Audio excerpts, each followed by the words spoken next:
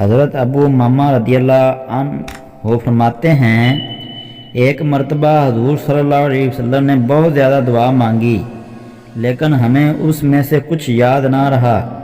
ہم نے عرض کیا یا رسول اللہ صلی اللہ علیہ وسلم آپ نے بہت زیادہ دعا مانگی لیکن ہمیں اس میں سے کچھ یاد نہ رہا۔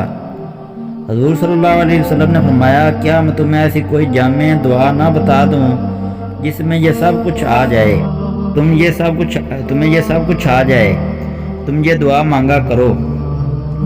اللہم انا نسألک من خیری ما سألک منہ نبیک محمد صلی اللہ علیہ وسلم ونعوذ بک من شر ما استعاذ منہ نبیک محمد صلی اللہ علیہ وآلہ وسلم وانت المستعان وعلیک البلاغ ولا حول ولا قوت الا باللہ۔ میں آپ سے سوال کرتا ہوں ان تمام بھلائیوں کا جن کا سوال کیا آپ سے آپ کے بندے اور نبی محمد صلی اللہ علیہ وسلم نے، اور میں آپ سے پناہ چاہتا ہوں ان تمام شرور سے جن سے پناہ چاہی آپ کے بندے اور نبی محمد صلی اللہ علیہ وآلہ وسلم نے۔